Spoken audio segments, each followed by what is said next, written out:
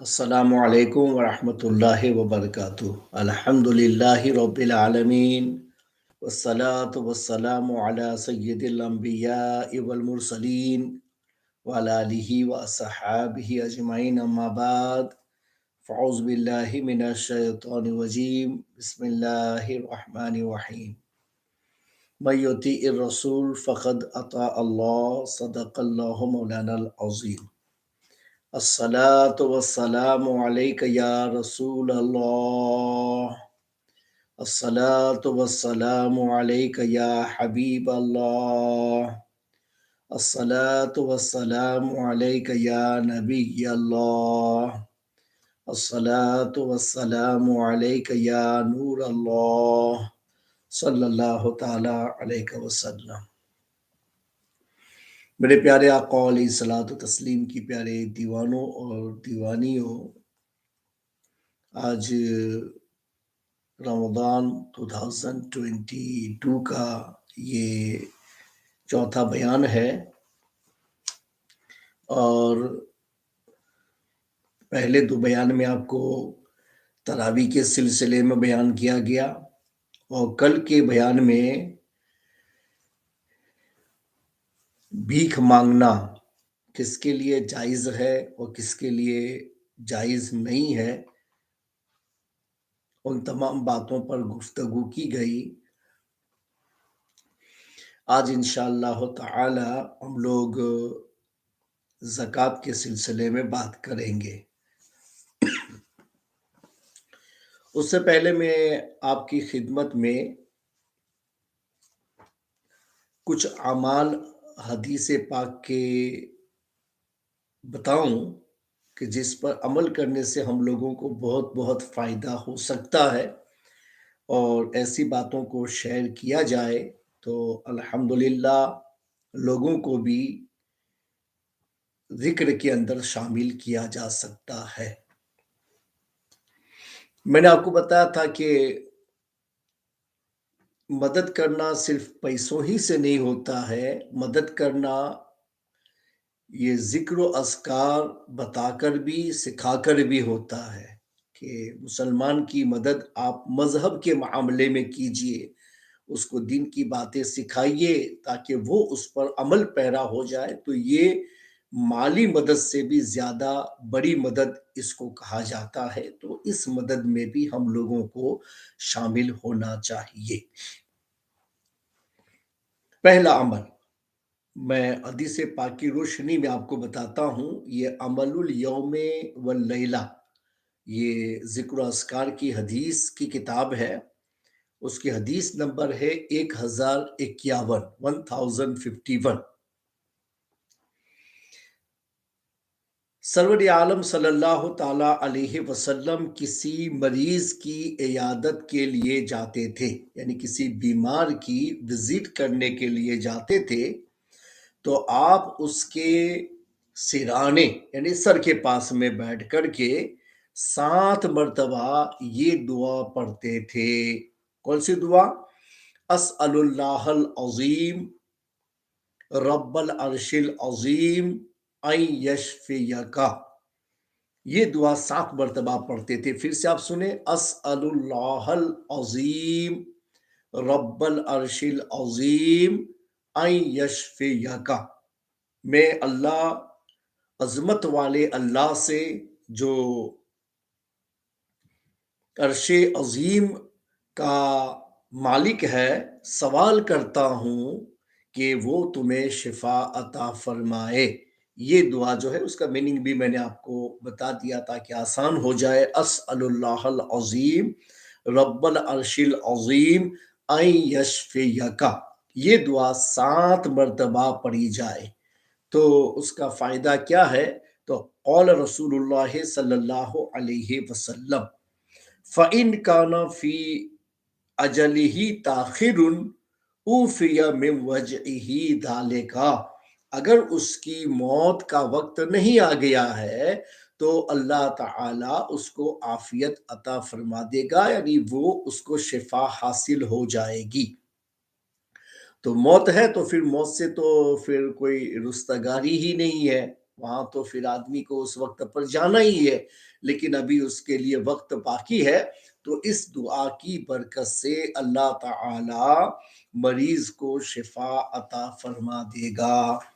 تو اب جب بھی آپ کسی کی عیادت کے لیے جائیں، کوئی بیمار ہو اس کی خبر لینے کے لیے آپ جائیں، تو اس دعا کو یاد کر لیجئے گا اور 7 مرتبہ اس کے سرہانے کے جانب کھڑے ہو کر بیٹھ کر جیسے ہو مناسب آپ پڑھ لیجئے گا، تو اللہ تعالیٰ چاہے گا تو اس کو شفا حاصل ہو جائے گی۔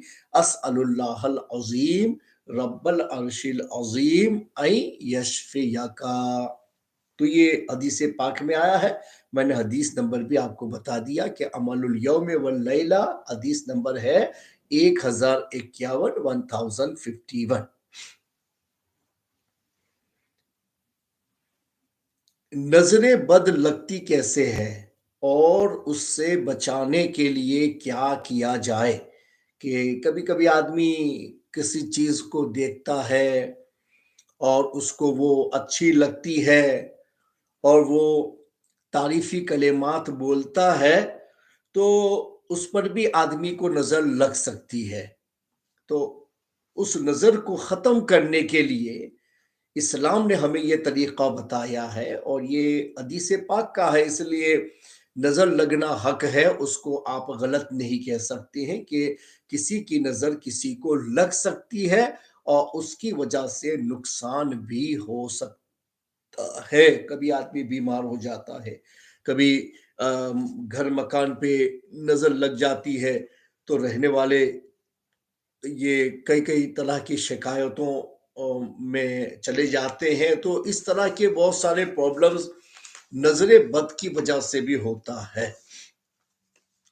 تو ہمیں سرور عالم صلی اللہ تعالی علیہ وسلم نے ایک نسخہ بتایا کہ اگر ہم اس پر عمل کر لیں تو ہماری نظر دوسرے کو لگ کر اس کو نقصان نہیں پہنچائے گی۔ تو آپ نے کیا ارشاد فرمایا؟ قال رسول اللہ صلی اللہ علیہ وسلم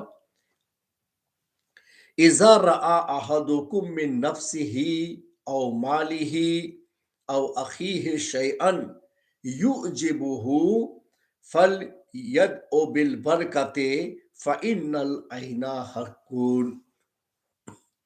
آپ نے فرمایا کہ جب تم اپنے بھائی کی بدن کو دیکھو یا اس کے مال کو دیکھو یا اپنے بھائی کی کسی چیز کو دیکھو اور وہ تمہیں اچھی لگے، تو کیا بولنا چاہے؟ فل یدعو بالبرکہ، تو آپ برکت کی دعا کر دو۔ فإن العین حق، اس لیے کہ نظر لگنا یہ حق ہے، یعنی حق کا مطلب یہ ہوا کہ یہ حقیقت ہے اور ایسا ہو سکتا ہے۔ یہ نبی اکرم نور مجسم صلی اللہ علیہ وسلم نے ارشاد فرما کہ نظر لگنا حق ہے، یعنی یہ ایک حقیقت ہے اور اس کی وجہ سے نقصان ہو سکتا ہے۔ تو آپ اپنی نظر کو بد ہونے سے بچانا چاہتے ہیں تو آپ اس کے ساتھ میں برکت کی دعا کر دو، یعنی اللہ کا نام اس کے ساتھ میں ذکر کر دو، جیسے ماشاء اللہ کتنی اچھی ہے، سبحان اللہ کتنی اچھی ہے، الحمدللہ کتنی اچھی ہے۔ تو اس طرح سے اللہ کے نام کا ذکر ساتھ میں ہو جائے تو نظر بد یہ اس کے لیے مضر نہیں رہے گی۔ تو جب بھی آپ کی نظر کسی کو، جیسے چھوٹے بچے اچھے لگتے ہیں تو ہم کہتے ہیں اور کتنا اچھا ہے کتنا اچھا ہے، تو ہماری نظر اس کو لگ سکتی ہے۔ تو اس سے بہتر ہم کہہ دیں کہ سبحان اللہ کتنا اچھا ہے، الحمدللہ کتنا اچھا ہے، ماشاء اللہ کتنا اچھا ہے، بارک اللہ کتنا اچھا ہے۔ تو اس میں فائدہ یہ ہوگا کہ آپ کی جو نظر بد ہے وہ اس کو اثر نہیں کرے گی، نقصان نہیں پہنچائے گی۔ تو ہمیشہ مسلمانوں کو یہ بات یاد رکھ لینی چاہیے کہ مسلمان کے لیے یا کسی بھی طرح کا آپ ذکر خیر کریں تو اس کے ساتھ میں یہ دعائیہ کلمات یا تعریفی کلمات اللہ کے اس میں شامل کر لے، تو اس کا فائدہ بہت بڑا ہے کہ اس کو نقصان نہیں ہوگا اور ہماری نظر بد نہیں بن سکے گی۔ تو یہ عمل آپ کی سمجھ میں آ گیا نا کہ یہ اللہ کی تعریف کے الفاظ میں سے کچھ بھی آپ بول سکتے، سبحان اللہ، الحمدللہ، ماشاء اللہ، بارک اللہ، تو اس سے نظر نہیں لگے گی۔ اور اس کے ساتھ میں ایک عمل آپ کو بتا دوں کہ اگر نظر لگ گئی تو کیا کیا جائے۔ تو اس کا ایک طریقہ جو حدیث میں بیان کیا گیا ہے نا، وہ یہ ہے کہ آدمی جس کی نظر آپ کو لگنے کا گمان ہے، مگر اس زمانے ایسا ہے کہ بھئی آپ کہیں گے کہ آپ کی نظر لگی ہے تو اس کو اچھا نہیں لگے گا، تو ہو سکتا ہے کہ اس پر عمل نہ ہو سکے، اس لیے میں اس کو نہیں بتاتا ہوں۔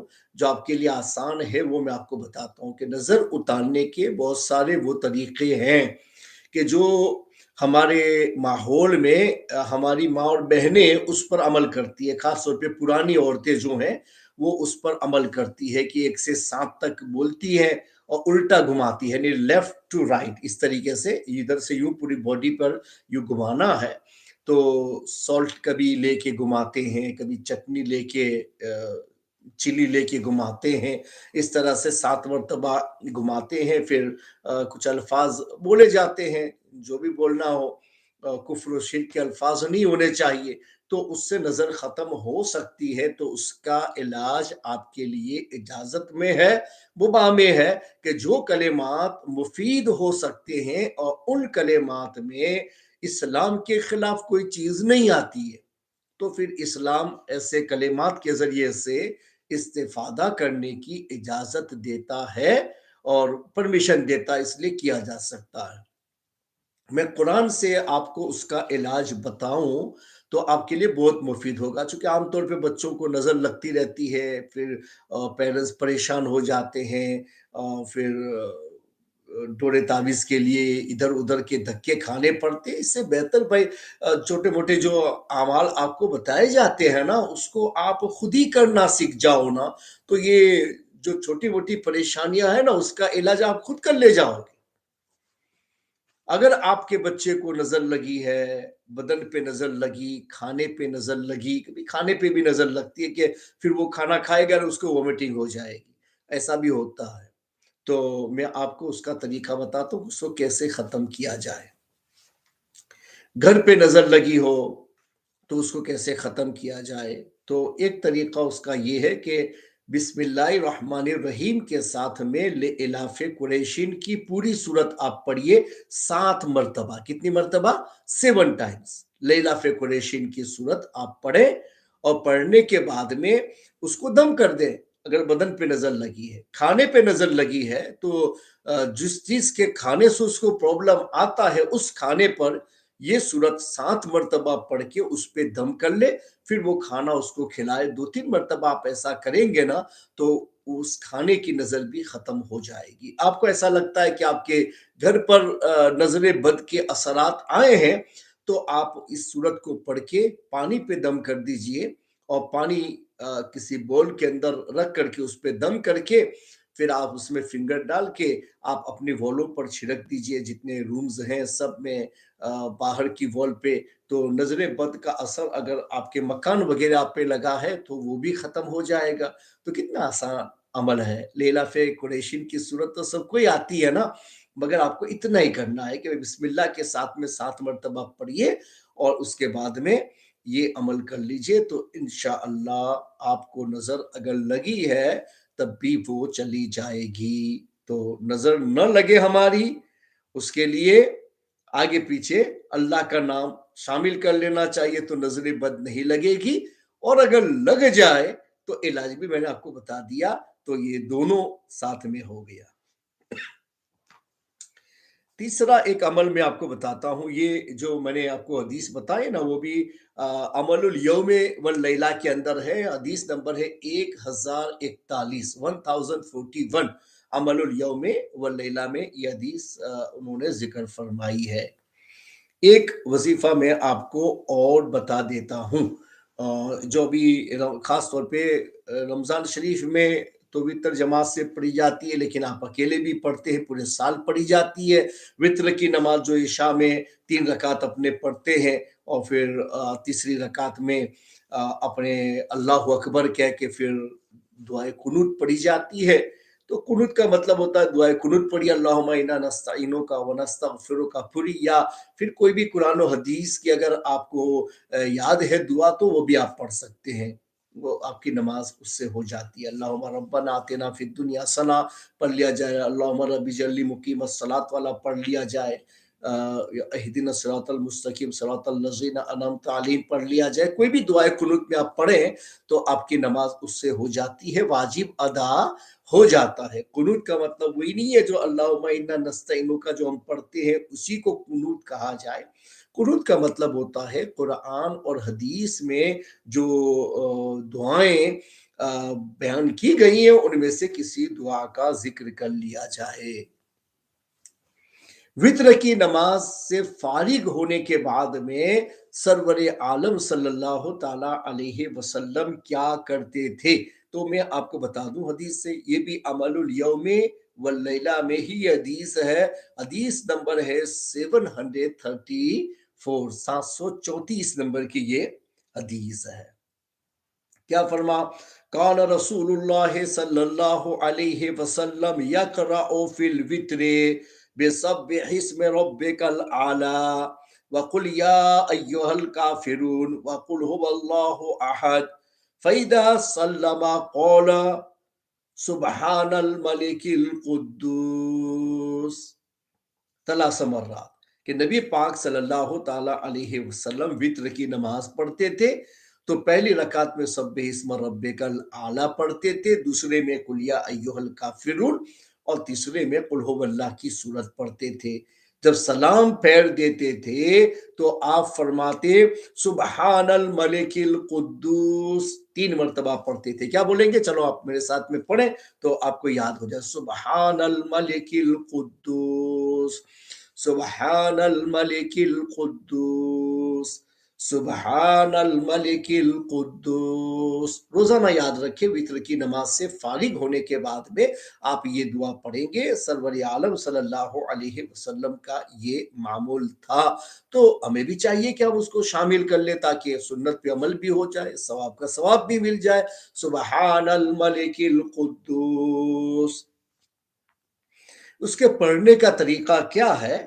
تو حدیث نمبر 737 میں وہ طریقہ بیان کیا گیا ہے کہ یمد صوتہ بالآخرہ، حضور اکرم علیہ الصلوۃ والتسلیم تیسری مرتبہ میں آواز کو دراز کرتے تھے۔ کیسے؟ ایسے سبحان الملک القدوس سبحان الملک القدوس سبحان الملک القدوس، تیسرے میں تھوڑی آواز اونچی کیجئے، تھوڑا سا کھینچیے، تو یہ طریقہ ہے 3 مرتبہ اس دعا کو پڑھ لیا جائے۔ تو آج میں نے کتنے عمل آپ کو سکھائے؟ بیمار کی عیادت کو جائیں گے تو کیا پڑھا جائے؟ دوسرا عمل آپ کو سکھا نظر بد ہماری کسی کو نہ لگے اس کے لیے کیا کرنا چاہیے۔ تیسرا عمل سکھا کہ اگر کسی کو لگ جائے نظر بد تو اس کا علاج کیسے کرنا چاہیے۔ اور چوتھا عمل میں نے آپ کو بتایا کہ وتر کی نماز کے بعد میں کیا پڑھنا چاہیے۔ تو الحمدللہ ان باتوں کو یاد کر لیجئے، عمل میں لائیے تاکہ آپ عمل میں آگے بڑھ سکیں اور آپ کا کام الحمدللہ اچھی طرح سے ہو جائے۔ اب میں ایک آپ کے سامنے ایک بطور اعلان کی ایک بات رکھنے جا رہا ہوں، جو جس کو بتانا میرے لیے اس لیے ضروری ہے کہ بہت ساری چیزیں ہیں کہ آپ جیسے چاہتے ہیں کہ کار خیر میں آپ شامل ہو جاؤ، مگر وہ طریقہ آپ کے سامنے بیان نہ کیا جائے تو آپ کی سمجھ میں نہیں آتا ہے۔ کبھی کبھی ہوتا ہے کہ کسی آدمی کے سامنے آپ طریقہ رکھو کہ بھائی دیکھو یہ کام ہے، اس میں اتنا ثواب ہے، آپ کو شامل ہونا ہو، تو پھر آدمی کے دل میں ایک شوق پیدا ہوتا ہے اور پھر وہ اس کام میں شامل ہو جاتا ہے۔ وہ مصباحی ویلفیئر مشن کے ساتھ رہ کر کے دارالمصنفین میں مدد کرنا، یعنی جو کتابیں لکھی جاتی ہیں الحمدللہ وہ ایسی کتابیں جو سبجیکٹ بک کے اوپر جاتی ہیں، یعنی دارالعلوم میں پڑھائی جائے گی، اور ان کتابوں کو पढ़ के बच्चे आलिम व आलिमात बनेंगे, उस पर ये एक मुस्तकिल काम हो रहा है, बहुत बड़े सवाब का काम है। सबसे पहले तो यही सवाब का काम समझ लो ना कि भाई उस किताब को पढ़ के लोग आलिम व आलिमात में शामिल हो जाएंगे। एक सबसे बड़े सवाब का काम तो यही हुआ कि एक आदमी आलिम बने या आलिमा बने, उसके लिए किताब सहारा बनेगी। तो उसने पढ़ा, वो दूसरे को पढ़ाएगा, वो किताब जब तक रहेगी और उसका उसका फायदा जब तक रहेगा ना, सवाब रहेगा। तो कभी कभी ऐसा होता है कि भाई हम काम तो कर ले जाते हैं, पैसा तो उसमें लगता है, मगर सवाब वक्ती तौर पर मिलता है, फिर वो सिलसिला खत्म हो जाता है। और कुछ आमाल ऐसे होते हैं कि उनमें अगर आप अपने पैसे लगाओ ना, तो पैसे तो लग जाते हैं, मगर उसका जो बेनिफिट है वो खत्म ही नहीं होता, वो बेनिफिट चलता ही रहता है, चलता ही रहता है, चलता ही रहता है। तो जब तक बेनिफिट रहता है, सवाब भी चलता रहता है। उसको सदक़े जारिया कहा जाता है। नबी अकरम अलैहिस्सलातु तस्लीम ने उसको किसमें शुमार फरमा? सदक़े जारिया के एक सदका है कि जिसको आपने किया, वो हुआ और उस पर सवाब मिल गया, बस खत्म हो गया। और कुछ सदकात ऐसे होते हैं कि उसका असर बाकी रहता है, तो जब तक असर बाकी रहे, सवाब भी चलता रहता है। तो हदीस की इस्तिलाह में उस सदका को क्या बोला जाता है? सदक़े जारिया, यानी जारी रहने वाला सदका, जिसका असर खत्म नहीं होता है, तो उस पर सवाब भी आपका चलता ही रहता है। मैं उसमें आपके सामने और कुछ किताबें रखता हूँ कि जो हमारे भाइयों ने उसमें डोनेट किया था, और उनकी डोनेशन से वो किताब छप चुकी और अल्हम्दुलिल्लाह वो दाखिले निसाब भी हो गई। ये सबसे पहले मैं आपके सामने किताब रखता हूँ, ये है, ये देखिए किताब अज़हरुल फ़िक़्ह। ये जो किताब है अज़हरुल फ़िक़्ह, इस किताब का जो टॉपिक है वो अपने मसाइल शरइया पर ये किताब लिखी है, मसलक हनफी पर है। शराइत नमाज के मुतालिक जितने भी मसाइल है ना, अल्हम्दुलिल्लाह उस पर ये किताब लिखी गई है। दर्स और उसके साथ में सवालात, ताकि बच्चों के लिए निहायत आसान हो जाए उसका पढ़ना, सीखना सब कुछ। और उसमें तबात भी आप देखिए कि ये जो ग्लोस पेपर है उस पर की गई है, डिज़ाइनों के साथ में की गई है, ताकि किताब भी अच्छी लगे, बच्चों को पढ़ने में भी अच्छा लगे। ये अज़हरुल फ़िक़्ह ये किताब है। अब मैं आपके सामने रखता हूँ कि ये इसके छपवाने में किन लोगों ने हिस्सा लिया था। अल्हम्दुलिल्लाह उनके लिए वो सदक़े जारिया बन गया। पता नहीं कि कितने सालों तक चलेगी, कितनी सदियों तक चलेगी, या चलती ही रहेगी, लेकिन सवाब तो अल्हम्दुलिल्लाह मिलता रहेगा। तो हबीब फरीद कंपाउंडर, उनका इसमें हिस्सा शामिल है। इकबाल भाई चाचवेल वाला सैमपुर रोड, उनका इसमें हिस्सा शामिल है। हमीद भाई नुनिया, इनका हिस्सा शामिल है। और मुश्ताक भाई डेमा टंकारिया वाला, उनका हिस्सा इसमें शामिल है। तो ये इन चार जो है वो सखी दाता की तरफ से ये किताब छापी गई थी और उसको दारुल के निसाब में रखा गया है। तो ऐसे कई टॉपिक्स के ऊपर किताबें अब भी उसकी लिखाई चालू है। आप अपने मरहूमीन के इसाले सवाब के लिए ऐसा कोई सदक़े जारिया करना चाहते हैं ना, तो आप हमसे इस सिलसिले में कॉन्टेक्ट कर सकते हैं। मिसबाह वेलफेयर मिशन .com पे जाइए, आपको सारी डिटेल मिल जाएगी। और ईमेल करना चाहते हैं तो मिसबाही वेलफेयर मिशन @gmail.com के ऊपर आप हमें ईमेल भी छोड़ सकते हैं, जिसमें हमें पता चलेगा कि आप हमारे साथ इस कार्य खैर में हिस्सा लेना चाहते हैं। यूँ तो होना चाहिए भाई, सवाब की नीयत से अगर हो ना, तो लिल्लाह पैसा ये सबसे ज़्यादा सवाब में अहमियत रखता है कि वो हम अपनी चॉइस से निकालने चाहते हैं। मगर चूँकि एक इस्लाम का काम है, इस्लाम के तहफ़्फ़ुज़ व बक़ा का काम है, इसलिए उलमा ने उसमें ज़कात वग़ैरह को भी हिले शरई करके इस्तेमाल करने का परमिशन दिया है, तो फिर आप उसको भी शामिल कर सकते हैं। एक किताब ये जो है वो 1000 पाउंड से नीचे नहीं जाती है, अगर बड़ी किताब है, छोटी है तो उससे कम में जाती है। मगर ये किताब जो है ना, वो बड़ी किताब है और उसमें 251 सफ़हात इसके अंदर हैं। ये एक चीज़ मैंने आपके सामने रखी। दूसरी किताब अपने लाते हैं, आपके सामने रखते हैं। ये दूसरी किताब है, देखिए, नज़र आ रही है?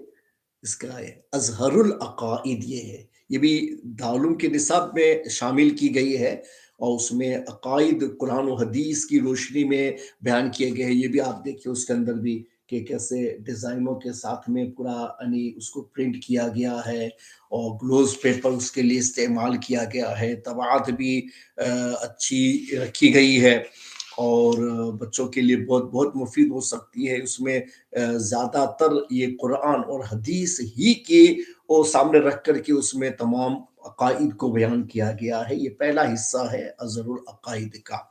उसमें किन लोगों ने हिस्सा लिया है मैं आपको बताता हूँ। ज़रीना बिन अब्दुल्ला भाई ड्यादरा वाले, हमारे प्रेस्टन से, और शमीम बिन अल्ताफ यूसुफ नबीपुर वाला, इन दोनों के जो उन्होंने डोनेट किया था, उनके डोनेशन से ये किताब प्रिंट की गई और दारुल के निसाब में शामिल की गया। जब तक चलेगी अल्हम्दुलिल्लाह, पैसा तो एक बार दिया था लेकिन ये किताब जब तक चलती रहेगी उसका असर पहुँचता रहेगा, सवाब उनके उनके मरहूमीन के लिए जारी रहेगा। इस तरह से मैं आपके सामने एक किताब और लाता हूँ। ये देखिए, ये बड़ी-सी किताब है। ये जो आप देख रहे हैं ना, अज़हरुस्सर्फ़, हिस्सा 100, ये तीसरा हिस्सा है अज़हरुस्सर्फ़। ये अरबी ग्रामर के ऊपर लिखी गई किताब है। आप अंदर से भी देखिए, देखिए कलर के साथ में, डिज़ाइन के साथ में ग्लोज़ पेपर के ऊपर ये प्रिंट करवाई गई अल्हम्दुलिल्लाह। और उसके जो सफ़हात हैं, वो ये यानी इसके जो साइज़ है वो भी बड़ी है, 246 सफ़हात के ऊपर ये किताब मुश्तमिल है और ये अरबी ग्रामर के ऊपर, ये भी दारुल के निसाब के अंदर शामिल की गई है और उससे पढ़ के बच्चे आलिम व आलिमात बनते हैं। मैं उसमें मौलाना मुअज़्ज़िन मसाला वाला, मौलाना मुअज़्ज़िन हनीफ मसाला वाला और उनके बहुत सारे फ्रेंड्स, उन्होंने नाम नहीं लिखवाया लेकिन उनके फ्रेंड्स सब ने मिल कर के ये किताब हाफ़िज़ इस्माइल मिनी साहब के इसाले सवाब के लिए इन्होंने प्रिंट करवाया था। तो अल्हम्दुलिल्लाह उन्होंने हाफ़िज़ साहब के लिए एक बहुत बड़ा एक ज़ख़ीरा उन्होंने ये छोड़ा, ये सदक़े जारिया का, कि अब ये किताब जब तक पढ़ाई जाती रहेगी, उससे इस्तिफ़ादा होता रहेगा, फिर सबको इसका सवाब मिलता रहेगा। तो ये किताब है, जो मौलाना हनीफ़, मौलाना मुअज़्ज़िन हनीफ़ मसाला वाला और उनके दोस्तों ने हाफ़िज़ साहब के इसाले सवाब के लिए छपवाई थी। अब चौथी किताब मैं आपके सामने पेश करता हूँ, अ, अज़हर उसूल फ़िक़्ह। ये अज़हर उसूल फ़िक़्ह है ये किताब और ये किताब जो है वो फ़िक़्ह के रूल रेगुलेशन के ऊपर लिखी गई किताब है। ये भी जो किताब है ना, वो बच्चों को निसाब में पढ़ाई जाती है। ये आलिम और आलिमा कोर्स के अंदर निसाब में पढ़ाई जाती है। उसमें रूल रेगुलेशन लिखे गए हैं फ़िक़्ह के, कि कैसे दलाइल हैं और दलाइल से मसाइल कैसे लिए जाते हैं, अइम्मा ने क्या उस पर काम किया है, उन सब बातों पर ये लिखी गई किताब है। आपके सामने है, देखिए आप इसका टाइटल, ये पीछे से आप देखिए और अंदर से भी आप देखिए कि ग्लोस पेपर के अंदर कितना अच्छा प्रिंट करके इनको छापा गया है। तो ये किताब जो है वो किन लोगों ने छपवाई वो भी मैं आपको बता दूँ, हाजी याकूब काकूजी और हाजी इब्राहिम दादा अरगामा वाला, मंसूर टोपी वाला और महबूब भाई मोगरा। इन लोगों का डोनेशन था इस किताब के अंदर और ये किताब ये छापी गई और लोगों तक उसको पहुँचाया गया। तो अल्हम्दुलिल्लाह ये किताब, ये भी बहुत अच्छी किताब है। ये दूसरी किताब जो मैं आपके सामने रखने जा रहा हूँ, ये देखिए, ये किताब देखिए, इसका टाइटल देखिए, ये इसके पीछे की जानिब देखिए, ये अंदर से आप देखिए, देखो ग्लोज़ पेपर के ऊपर के डिज़ाइन के साथ और हर हर तरह के सवाल-जवाब और लेसन्स के साथ में किताब लिखी गई है। दौरे हाज़िर के जो प्रॉब्लम्स हैं और ان میں ہمارے عقائد کیا ہے، دوسروں نے کیا لکھا، اس کا جواب کیا ہے، اس پر پورا قرآن حدیث اور علماء جو ہمارے اسلاف ہیں ان کے حوال جات کی روشنی میں اس کتاب کو لکھا گیا۔ یہ بھی دارالعلوم کے نصاب کے اندر داخل کتاب ہے۔ اس کے چھپوانے میں جو ہے اقبال بھائی کاؤجی انڈیا نبی پور اور سرفراز کاؤجی بلیک بن، اور انہوں نے اپنی ماں کے ایصال ثواب کے لیے اس کتاب کو انہوں نے چھپوایا اور پرنٹ کروایا۔ تو یہ کتاب بھی الحمدللہ چھپ گئی ہے، اور بھی بہت ساری کتابیں ہیں، وہ میں آہستہ آہستہ اس کو لانے کی کوشش کروں گا۔ یہ میں نے دکھانے کی زحمت اس لیے کی ہے کہ آپ کو بھی رغبت پیدا ہو سکے کہ یہ جو کام ہے نا، وہ ایسا کام ہے کہ ایک مرتبہ اس میں پیسہ لگ گیا نا، وہ ثواب چلتا ہی رہے گا۔ آپ بھول جائیں گے کہ آپ نے ڈونیٹ کیا تھا، لیکن ثواب کی لسٹ میں آپ کا نام کبھی بھی ختم نہیں ہوگا، وہ چلتا ہی رہے گا، چلتا ہی رہے گا، اور آپ اس سے فائدہ حاصل کرتے رہیں گے۔ چلیے اب آتے اپنے ٹاپک کی طرف اور اس پہ بات کرتے ہیں۔ اپنے زکوٰۃ کا ٹاپک لے کے چلتے ہیں۔ آج چونکہ رمضان کے مقدس مہینے میں عام طور پہ جو صاحب ثروت ہیں، مالدار لوگ ہیں، مالک نصاب ہیں، وہ زکوٰۃ نکالتے ہیں۔ اور اسلام میں مالدار کتنے سے بنتا ہے؟ دنیا میں تو اب ایسا ہے کہ بھائی لوگ ایک سے ایک مالدار بنتے جا رہے ہیں نا، تو ملینر بھی کبھی کبھی بڑے مالدار کو دیکھ کے اپنے آپ کو غریب ہی شمار کرتا ہے، اور اپنے آپ کو حاجت مند ہی شمار کرتا ہے۔ ان کی زبان پہ شکریہ کے الفاظ نہیں آتے ہیں، اس کی وجہ سے پھر جو ملنا ہے وہ بھی روک دیا جاتا ہے نا، کہ آدمی شکر کرتا ہے تو اللہ اور دیتا ہے، اور آپ ناشکری کرو نا تو جو ملا ہے وہ بھی آپ سے واپس لے لیا جاتا ہے، اور ایک مرتبہ واپس چلا جائے تو پھر دوبارہ پلٹ کے نہیں آتا ہے۔ اس لیے ہمیشہ شاکر بننے کی کوشش کرو کہ بھائی چلا گیا تو صبر کے ساتھ کام لو، کہ چلو میرے رب نے جو اس کی حکمت کے حساب سے بہتر جانا وہ فیصلہ فرمایا، مل جائے تو اللہ کی شکر گزاری کرو کہ میرے رب نے مجھے اپنے فضل سے نوازا۔ کبھی بھی اپنی طرف نسبت مت کرو کہ میں نے یہ کیا تو مل گیا، میں نے وہ کیا تو مل گیا۔ میں نے جو کیا وہ ایک کسب تھا، ایک کوشش تھی۔ کامیابی تک پہنچانے والا اللہ تبارک و تعالی ہی ہوتا ہے۔ اس وجہ سے مسلمانوں کو اپنی کوشش سے بھی ملے تو ملا ہوا جو ہے وہ اللہ کی طرف سے ہوتا ہے، اس پر شکر گزاری ضروری ہوتی۔ یہی ہمارا اسلام ہمیں سکھاتا ہے کہ جو کچھ ملتا ہے سب کس کی طرف سے ملتا ہے؟ اللہ کی طرف سے۔ ہمارا جو عمل ہے وہ ایک کسب ہے، اللہ نے چاہا اس لیے وہ کامیابی تک پہنچا، اللہ نے نہ چاہا ہوتا تو وہ کامیابی تک نہیں پہنچتا۔ تو سبب اپنی سببیت خود پیدا نہیں کرتا، سبب کے اندر بھی سببیت کا پیدا کرنے والا اللہ ہی ہے۔ یہ عقیدہ ایک مسلمہ عقیدہ ہے ہم مسلمانوں کا، اس میں کسی بھی طرح کا کوئی فرق آنا نہیں چاہیے، تو اپنی طرف نسبت مت کرو۔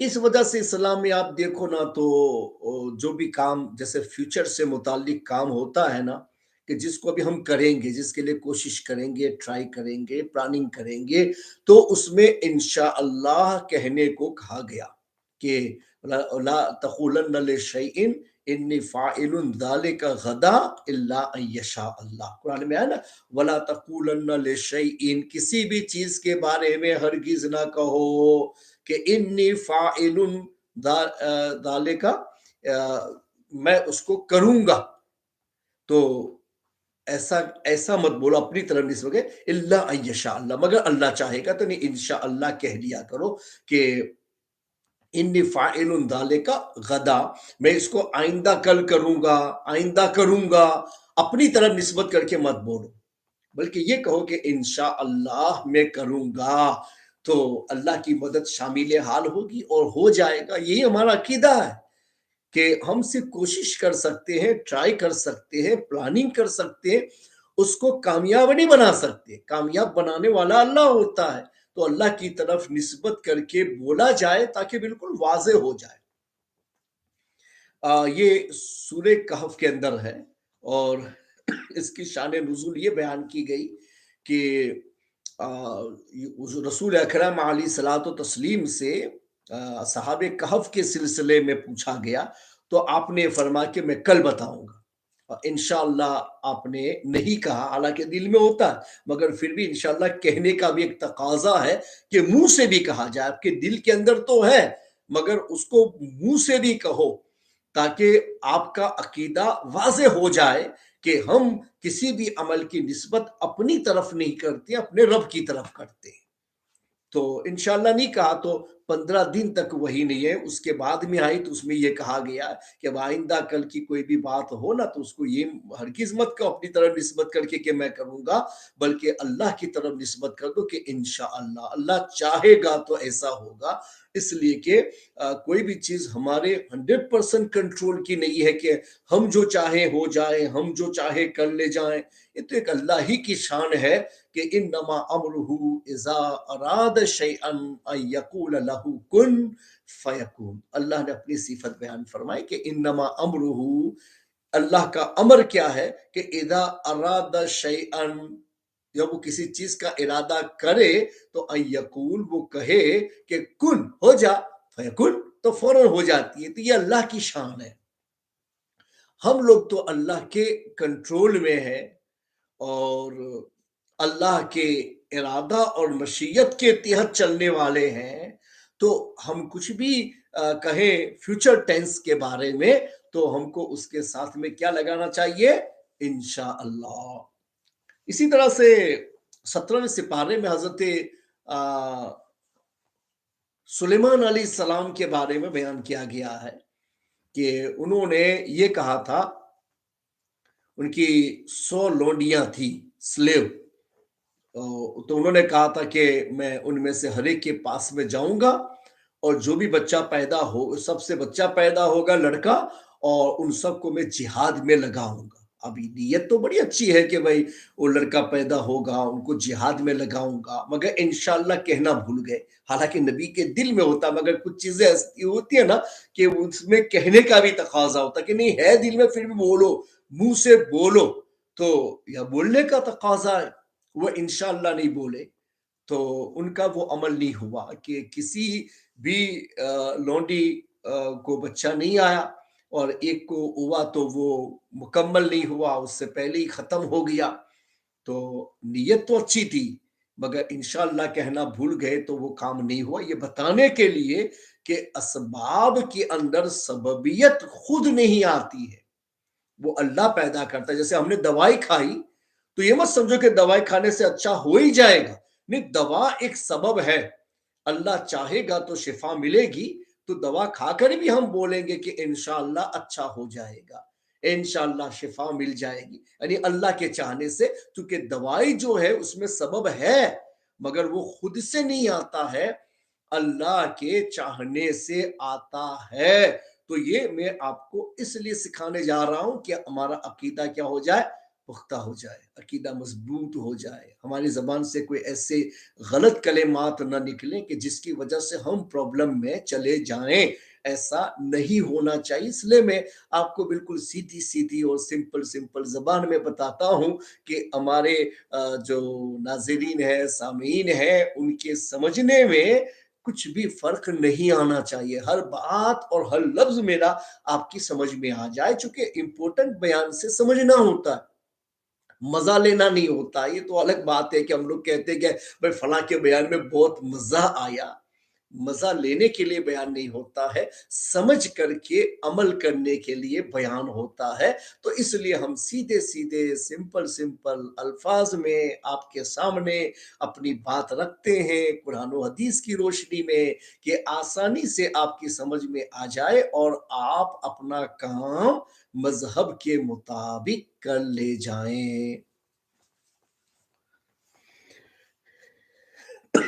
اسی طرح سے ایک یہ کیا ہے، لطیفے کی بات ہے، لطیفہ جوک کی بات ہے، ہنسی مذاق کی بات ہے، مگر کچھ ہنسی مذاق کی باتیں ایسی ہوتی ہیں نا کہ وہ فائدے کی ہوتی ہیں، اس سے فائدہ ہو جائے تو ایسا ہنسی مذاق کبھی کبھی چل جاتا ہے، جائز ہے، بلکہ ہمارے نبی اکرم علیہ الصلوۃ والتسلیم بھی اس طرح کا مفید جو یعنی مذاق ہے وہ کبھی کر لیا کرتے تھے. جیسے حدیث میں آیا ہے کہ ہمارے آقا و مولا صلی اللہ علیہ وسلم کی بارگاہ میں ایک بڈھی آئی، بوڑھی عورت بڈھی آئی، اور آ کر کے اس نے حضور پاک علیہ الصلوۃ والتسلیم سے یہ عریضہ پیش کیا کہ اللہ کے رسول صلی اللہ علیہ وسلم آپ میرے لیے دعا کریں کہ اللہ مجھے جنت عطا فرمائے، جنت میں جانے کی دعا کر دیجیے. تو حضور اکرم علیہ صلاۃ تسلیم نے ان سے کیا کہا کہ نہیں، بوڑھی تو جنت میں نہیں جائے گی. اب وہ رونے لگی کہ حضور تو منع کر رہا ہے کہ بوڑھی جنت میں نہیں جائے گی، تو کیا میں جہنم میں جاؤں گی؟ تو وہ رونے لگی.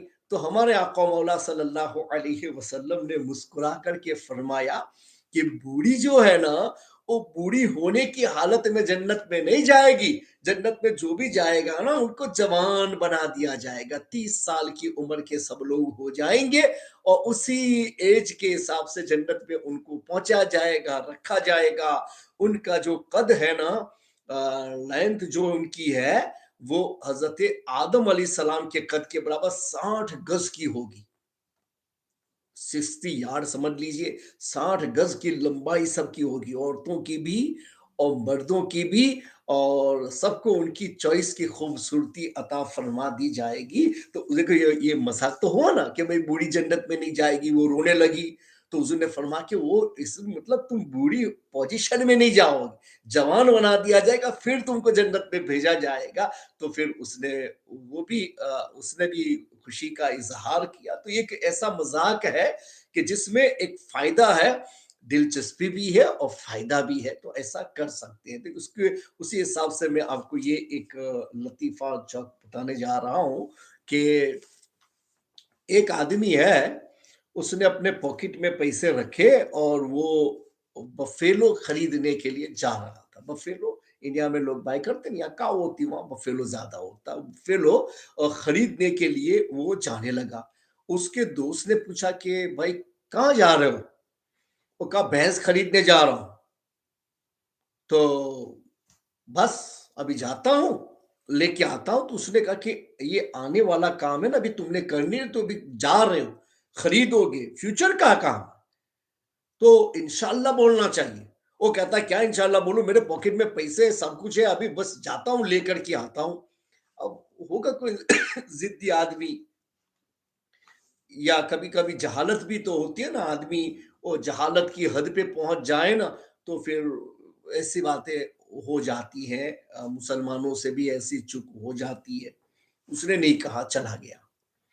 اور وہاں گیا تو راستے میں کیا ہوا کہ اس کی پاکٹ کٹ گئی اور اس میں سے پیسے نکل گئے.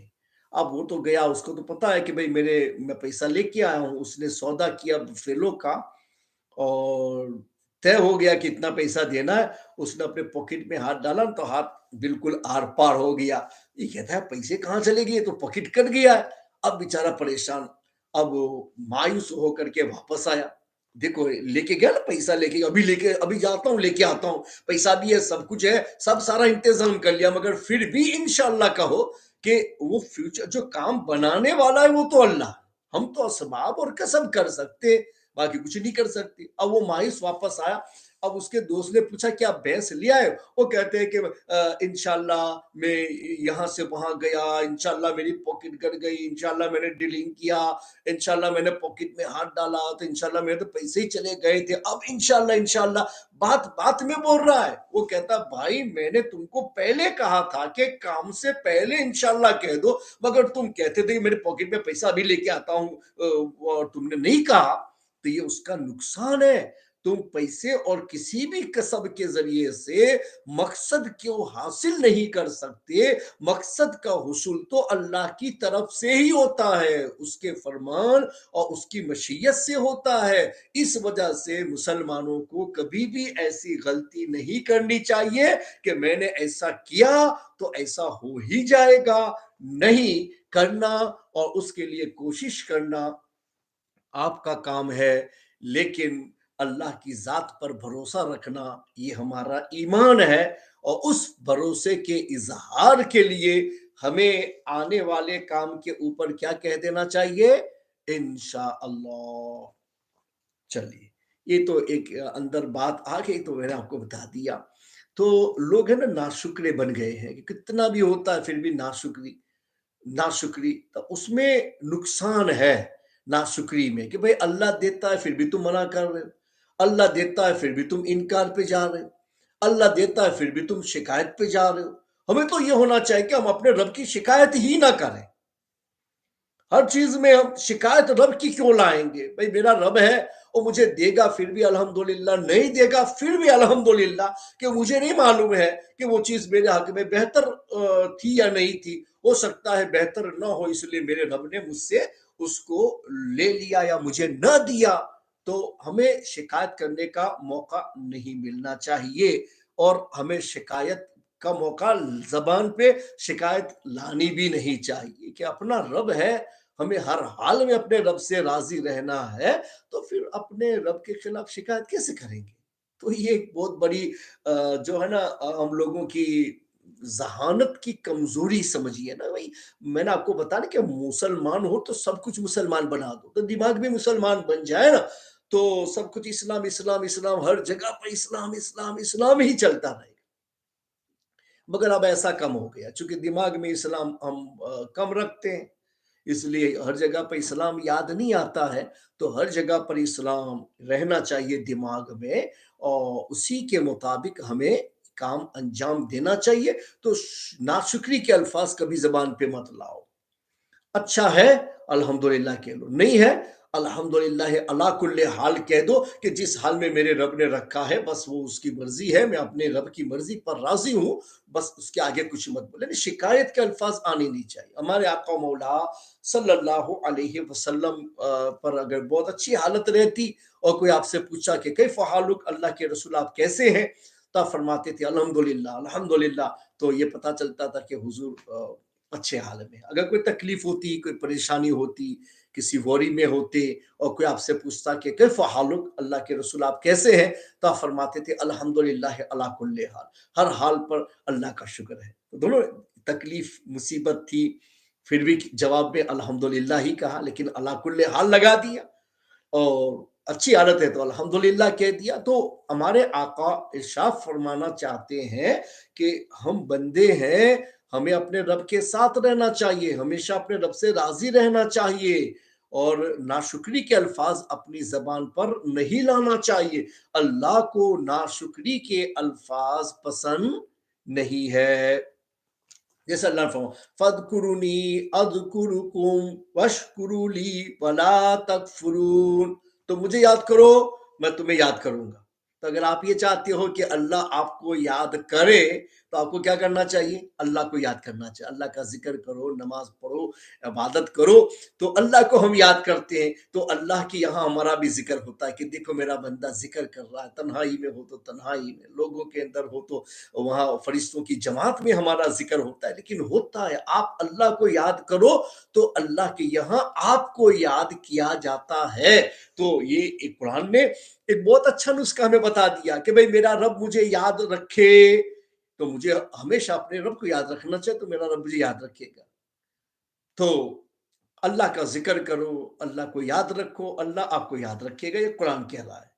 پھر اللہ نے کہا وَاشْكُرُوا لِي، میرا شکر ادا کرو، وَلَا تَكْفُرُونَ، اور میری ناشکری مت کرو۔ ناشکری کا وبال کیا ہے؟ تو اللہ فرماتا لَئِن شَكَرْتُمْ لَأَزِيدَنَّكُمْ وَلَئِن كَفَرْتُمْ إِنَّ عَذَابِي لَشَدِيدٌ۔ اللہ نے فرمایا اگر تم شکر کرو گے تو میں ضرور تمہاری نعمت میں اضافہ کروں گا، بڑھاؤں گا، زیادہ کر دوں گا، جتنا ہے اس سے اور زیادہ دوں گا، کہ تم نے میری نعمت لے کر کے ناشکری نہیں کی ہے، تم میرا شکر ادا کر رہے ہو، تو 2 دیا تھا تو اب 4 دے دوں گا، 4 دیا تھا تو 8 دے دوں گا، ملتا ہی رہے گا۔ شکر ادا کرو، یہ فائدہ شکر کا ہے۔ لَئِن شَكَرْتُمْ لَأَزِيدَنَّكُمْ وَلَئِن كَفَرْتُمْ إِنَّ عَذَابِي لَشَدِيدٌ، اور اگر تم میری ناشکری کرو گے تو میرا عذاب بہت سخت ہے، یعنی پھر میں تمہیں عذاب میں مبتلا کر دوں گا۔ छीन लूंगा, जो दिया है वो भी वापस ले लूं और तुझे कंगाल बना दूंगा, फकीर बना दूंगा, इसलिए कि मैंने जो तुझे नेमत दी तो तूने उसकी कदर नहीं की और तूने उसकी नाशुक्री की।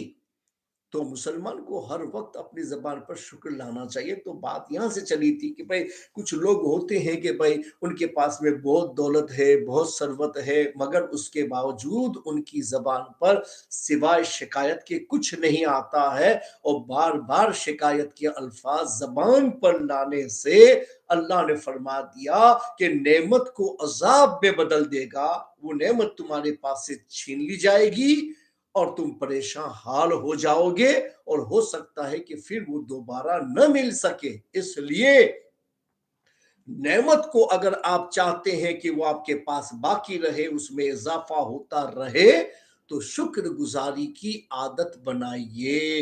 कि शुक्र गुजारी की जो आदत है अल्लाह को पसंद आती है, और उसकी वजह से अल्लाह नेमत में इजाफा फरमाता है। तो आजकल मालदारी का डेफिनेशन बदल गया है कि आप किसको मालदार कहा जाए, मेरी तो समझ में ही नहीं आ रहा है। कि जो जितना मालदार है ना, वो उससे ज्यादा की ख्वाहिश में रहता है, इसलिए वो अपने दिल से तो फकीर ही रहता है, मालदार बन ही नहीं पाता। भले उसके पास में प्रॉपर्टीज हो, उसके पास में दौलत हो, बैंक बैलेंस हो, सब कुछ उसके पास में हो, मगर हल में मजीद की जो सदा है ना वो खत्म ही नहीं होती। इतना मिला और मिल जाए और मिल जाए और मिल जाए, और वो कुत्ते की तरह से भागता ही चला जाता है, न शुक्र अदा करता है, न इबादत के लिए वक्त निकालता है। पता ही नहीं उसको कि उसकी जिंदगी अल्लाह ने जो दी है उसे दुनिया और दौलत कमाने के लिए दी या आखिरत बनाने के लिए। तो उसको तो ये भी तस्वुर नहीं, उसको तो ये भी एक ख्याल नहीं है। काफिरों सा जहन बनता जा रहा है, काफिरों सा अमल लोग अपनाते जा रहे हैं कि भाई वो दुनिया के पीछे चले तो चले, इसलिए को काफिर है, उसको क्या आखिरत से लेना देना। और हम तो मुसलमान हैं, हम तो अपनी आखिरत के लिए पहले कोशिश करते हैं, दुनिया के लिए बाद में करते हैं। दुनिया के लिए जरूरत क्या करते हैं, आखिरत में हमेशा रहना तो उसके लिए हम ज्यादा करते हैं। जैसे कुरान ने फरमा, ला यगुर्रन्नका तक़ल्लुबुल लदीना कफरू फिल बिलाद मताउन कलील थुम्मा मअवाहुम जहन्नम व बिइसल मिहाद। क्या फरमाया? ला यगुर्रन्नका तक़ल्लुबुल लज़ीना कफरू, काफिर लोगों का ये दुनिया में ऐश आराम करना, घूमना फिरना, अय्याशी करना, ये सारी चीजें तुम्हें धोखे में न डाले। ये मुसलमानों, तुम्हें धोखा उससे नहीं होना चाहिए। क्यों क्यों नहीं होना चाहिए? मताउन कलील, ये दुनिया जो है ना वो छोट कलील सामान है बस। वो हमारे हुजूर ने इसके बारे में एक एग्जाम्पल से हम लोगों को बयान फरमा। अगर हम लोग और कहाँ करते हैं ना भाई, हम लोग भी वो पक्के दुनिया परस्त बनते जा रहे हैं, इसलिए इस्लामी बातों की तरफ बहुत कम आते। क्या फरमा कि दुनिया की मिसाल आखिरत के मुकाबले में ऐसी कि चाहे तुम्हें कितनी भी मिल जाए, मगर उसकी मिसाल ऐसी है जैसे आपने पानी के समंदर में उंगली डाली और बाहर निकाली तो कितना पानी आया? बस उसने उंगली को तर किया, एक आध ड्रॉप करेंगे तो टपकेगा, बस उससे ज्यादा कुछ नहीं है। दुनिया पूरी ले लो ना, तो आखिरत के मुकाबले में वो ऐसी है जैसे आपने पानी के समंदर में उंगली रखी और निकाली, तो उससे उंगली तर हुई, एक आध ड्रॉपा, उससे ज्यादा कुछ नहीं है। पूरी दुनिया मिल जाए तो ये हाल है। तो बताए कलील आखिरत के मुकाबले में। सुम मावाहुम जहन्नम, फिर काफिरों का ठिकाना जहन्नम है। वो बहुत यानी खराब जगह है, पलटने की बहुत खराब जगह है, रहने की बहुत खराब जगह है। तो वह उनको फिर हमेशा रहना है, तो फायदा क्या हो उसकी दुनिया से? तो उनकी अय्याशी को देख करके एक मुसलमान को ऐसी ख्वाहिश नहीं करनी चाहिए कि वो तो मताए कलील की ख्वाहिश करता है, और तुम मताए कलील की ख्वाहिश मत करो, मताए कथीर की ख्वाहिश करो, और वो आखिरत है। और मुसलमान को अपनी आखिरत के बारे में सोच पैदा करनी चाहिए, मगर लोग ऐसा नहीं करते। इसलिए अभी है ना दुनिया में मालदारी का कोई डेफिनेशन नहीं बयान किया जा सकता है। कितने से आदमी मालदार होता है, वो फकीर है, फकीर है, वो कितना मिले फिर भी फकीर है, क्योंकि अंदर से जो मांगने वाली या लेने वाली हिर्स है ना, वो जब तक कम ना होना وہاں تک آپ مالداری کے جانب آ ہی نہیں سکتے. وہ ہمیشہ وہ فقیر رہے گی، پیسے سے مالدار ہے مگر دل سے مالدار نہیں ہے. وہ قناعت سے آتا ہے کہ اللہ تعالی جس پر انعام فرماتا ہے، رحم فرماتا ہے، ان کو قناعت کی دولت سے نواز دیتا ہے. اور قناعت کیا ہے کہ جتنا تمہیں ملا رب کی طرف سے تم اس پر شکر کرو اور اس پر راضی ہو جاؤ اور اس کو اپنے لیے انف سمجھ لو. یہ رب کی ایک بہت بڑی رحمت ہے جو رب کی طرف سے ملتی ہے. آدمی مطمئن ہوتا ہے اور دل سے خوش ہوتا ہے، دل سے ہیپی رہتا ہے، فکروں میں نہیں جاتا ہے، کتوں کی طرف سے نہیں بھاگتا ہے. اس کی لائف جو ہے نا مطمئن ہوتی ہے. یہ قناعت کی دولت سے ملتا ہے. تو قناعت والا ہی مالدار ہوتا ہے. اس کے علاوہ جو مالدار ہے نا مالدار بنتا ہی نہیں. اس کے دل کی جو ہرس ہے نا جاتی ہی نہیں. ہر چیز میں وہ کٹوٹی کرنا چاہتا ہے. اللہ کے راستے میں دینے میں بھی کٹوٹی، پیسہ دینے میں بھی بچانے کی کوشش کرے گا. بہت بہت پرابلمز مالداروں کے ساتھ میں ہے. اس لیے تو ہمارے آقا مولا صلی اللہ علیہ وسلم نے حضرت عائشہ صدیقہ رضی اللہ تعالی عنہا سے یہ کہا تھا کہ اگر تم آخرت میں مجھ سے ملاقات کرنا چاہتی ہو تو مالداروں کے در پہ مت جانا، پیسے والوں کے در پہ مت جانا. اور حضور پاک صلی اللہ علیہ وسلم اکثر یہ دعا کرتے تھے کہ اللہم احیینی مسکینا وامیتنی مسکینا واحشرنی فی زمرۃ المساکین. یا اللہ مجھے مسکین زندہ رکھ، مسکین میں موت عطا فرما اور مسکینوں کے ساتھ میرا حشر فرما. غریبوں کے ساتھ حضور فرما رہے ہیں. تو کچھ تو ہوگا نا مالدار کے کمپیر میں غربت. تو صرف مالداری کی خواہش سے کچھ نہیں ہوتا ہے، پرابلم میں آدمی زیادہ چلا جاتا ہے. حضرت جنید بغدادی رحمت اللہ تعالی علیہ، جن کو سید الطائفہ کہا جاتا ہے، نہیں وہ اولیاء کے گروہ کے سردار مانے جاتے ہیں. غوث اعظم کے پیروں کا جو شیوخ کا سلسلہ اس میں ان کا شمار ہوتا ہے. حضرت جنید بغدادی رحمت اللہ تعالی علیہ کا، ان کے پاس میں ایک آدمی 500 درہم کا نذرانہ لے کر کے، 500 درہم اس زمانے کا وہ نذرانہ لے کر کے آپ کے پاس میں آیا. کہا حضور یہ حقیر سا نذرانہ ہے، اسے قبول فرما لیں. تو آپ نے لیا ہاتھ میں اور اس کے بعد کہا کہ اس کے علاوہ بھی تمہارے پاس کچھ پیسے ہیں کہ سب لے آئے ہو؟ کہ نہیں ہے، تھوڑا سا لایا ہوں. کہا تمہارے پاس پیسے مگر اب بھی کچھ خواہش ہے اس کو بڑھانے کی؟ تو اس نے کہا کہ ہاں ہے نا. تو آپ نے فرمایا کہ یہ بھی لے جاؤ، تمہاری خواہش بڑھانے کی ہے تو تم ہمیں کیوں دیتے ہو، یہ بھی تم رکھو. ہمارے پاس تو ہے بھی نہیں اور لینے کی خواہش بھی نہیں ہے. یہ اس کو کہتے ہیں قناعت. ہے بھی نہیں اور لینے کی خواہش بھی نہیں ہے. آدمی مطمئن رہتا ہے، اللہ کے ذکر و فکر میں وقت لگاتا ہے کہ ہے بھی نہیں، لینے کی خواہش بھی نہیں ہے، تو اپنے اوقات اللہ کی عبادت میں صرف کرے گا. اور تمہارے پاس اتنی دولت ہے کہ تم کچھ میرے پاس لائے اپنے پاس رکھے، اور بھی تمہیں اور زیادہ رکھنے کی حاجت ہے تو پھر میرے پاس کیوں لائے، اس کو بھی تم رکھو نا تاکہ تمہارے مال میں اضافہ ہوتا چلا جائے. یہ تو ایک یعنی بات ہے بزرگوں کے اپنے اعمال سے جس سے ہمیں ایک نصیحت حاصل ہو سکتی ہے. تو پتہ یہ چلا کہ یہ جو ہے نا قناعت کے بغیر مالداری نہیں ہوتی. اسلام میں مالداری کتنی ہے ابھی کے اس زمانے کے حساب سے؟ جس کے پاس میں قرض وغیرہ نہ ہو، 52.5 تولہ سلور اس کی قیمت اگر کسی کے پاس میں ہے اور پورا سال اس پر گزر گیا تو وہ مالدار میں شمار ہے. اسلام میں اس کو زکوٰۃ دینی، وہ لے نہیں سکتا، دینی پڑے گی. اب وہ آپ دیکھو تو 350 پاؤنڈ کے قریب ہوتا ہے. تو اس میں آپ سال بھر آپ کے پاس رہا تو مالک نصاب یا سال کے شروع میں تھا اور اینڈ پر رہا، بھلے درمیان میں آگے پیچھے ہوا مگر دونوں میں رہا، بگننگ اور اینڈ پر، تب بھی آپ مالک نصاب ہے. آپ زکوٰۃ لے نہیں سکتے، دینی پڑے گی. روپیوں کے حساب سے 35,000 کے قریب روپیے بنتے.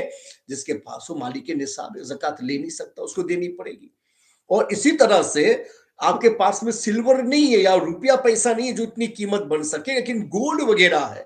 بھلے گولڈ کا نصاب تو 7.5 تولہ اسلام نے رکھا ہے کہ اس سے کم میں زکوٰۃ نہیں ہے. मगर पैसे वगैरह हो तो उन सब भी मिलाकर के 7.5 तोला के साथ चला जाएगा। मगर एक एक निसाब होता है ज़कात देने का, और एक निसाब होता है ज़कात लेने का, कि आप ले सकते हैं, इतने गरीब है कि आप ले सकते हैं। और एक निसाब होता है देने का, कि आप मालिक के निसाब है, आपको देना पड़ेगा। तो मैं उसमें फ़र्क बताऊँ, लेने वाले के लिए मैं ये फ़र्क बताने जा रहा हूँ कि ज़कात कौन ले सके, कि किसी के पास में 1 तोला सोना है, ज़्यादा नहीं है, उसके अलावा और अलग से पैसा नहीं है, मगर 1 तोला सोना है, और 1 तोला सोना की कीमत आज के हिसाब से आप देखो तो 50,000 के करीब पहुँच गई। 35,000 से ज़्यादा हो गया। 52.5 तोला चाँदी से ज़्यादा उस 1 तोला सोने से खरीदा जा सकता है। तो भले आपके पास में निसाब मुकम्मल नहीं है, और वो निसाब 7.5 तोला से बनता है, मगर चूँकि उसकी मालियत अगर गिनी जाए तो 52.5 तोला चाँदी के बराबर वो पैसे पहुँच सकते हैं। तो आपके लिए ज़कात लेना जायज़ नहीं है, नहीं ले सकते। ऐसे को ज़कात देंगे तो अदा नहीं होगी। तो एक निसाब होता है देने का, और एक निसाब होता है लेने का। ये दोनों में फ़र्क है, वो मैंने आपके सामने रखा। तो इंशाअल्लाह इस टॉपिक के ऊपर अपने कल बात करेंगे। अगर आप अपने भी सवालात अगर कुछ हैं और आप पहुँचाना चाहते हैं तो आप उसको भी पहुँचा सकते हैं। याद रखिएगा, मिसबाह वेलफेयर मिशन @gmail.com पर आप पहुँचा दीजिए, या 0177288761 पर आप हमें फ़ोन करके बता दीजिए, लिख लेंगे, फिर इंशाअल्लाह आपके सवाल पर भी बात करेंगे।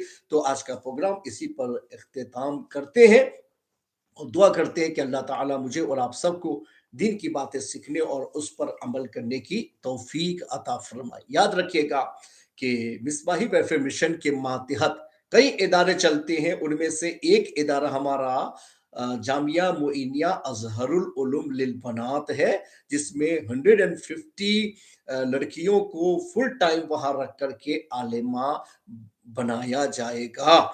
और एक लड़की का जो खर्च होता है सालाना, वो 300 पाउंड है। अगर आप स्पॉन्सर में आना चाहते हैं तो स्पॉन्सरशिप आप कर सकते हैं, स्पॉन्सर बन सकते हैं, और सवाब जारिया में शामिल हो सकते हैं। उसके अलावा हमारे मिसबाह वेलफेयर मिशन के मातहत एक सिस्टम बेवा औरतों का होता है, जिसमें तकरीबन 80 बेवा को अभी माहाना ये 1000 रुपीज के हिसाब से दिया जाता है। उसमें भी अगर आप शामिल होना चाहते हैं तो आप कांटेक्ट कर सकते हैं। उसके अलावा जो तलबा बाहर जाते हैं दूसरे इलाकों में, वहाँ तालीम हासिल करते हैं, उनकी पॉकेट मनी का इंतज़ाम किया जाता है, उसमें आप आना चाहते हैं तो उसमें भी आप शामिल हो सकते हैं। अभी अपना दारुल यतामा बनने जा रहा है नेशनल हाईवे नंबर 8 के ऊपर, उसका बहुत बड़ा खर्च है। अगर आप उसमें आना चाहते हैं तो आ सकते हैं। अभी रमज़ान का मुक़द्दस महीना है, सवाब भी ज़्यादा मिलता है, लोग अपने ज़कात व सदक़ात भी निकालते हैं। आप दूसरों को भी दीजिए, दूसरे इदारों को भी मज़बूत कीजिए, और हमारे इदारे को भी मत भूलिए, चूँकि हमें इसकी अभी इब्तिदा करनी है। काम तो शुरू हो गया है, लेकिन बिल्डिंग वर्क बाद में होना है, उसके पीछे बहुत बड़ा खर्च है। मगर बहुत सारे लोगों ने हिस्सा लिया है। मैं आपको बता दूं कि उसकी जो एक रूम के लिए जो हमने ये रखा है डोनेशन, वो 3000 पाउंड रखा गया हमारे इस मुल्क के हिसाब से। रुपयों में देना चाहे तो वो 3 लाख देगा, दूसरी कंट्री के हिसाब से उसी तरह से हिसाब कर लेगा। ये हम लोगों ने रखा है। एक बहुत बड़ा काम है जो अहले सुन्नत वल जमात में हमारे इलाके में, ये अहले सुन्नत का पहला काम है, और पटेल लोगों की हिस्ट्री में ये पहला काम है कि अब तक किसी ने ये इदारे पर काम नहीं किया था। ये हिस्ट्रिकल हम लोगों का काम होगा।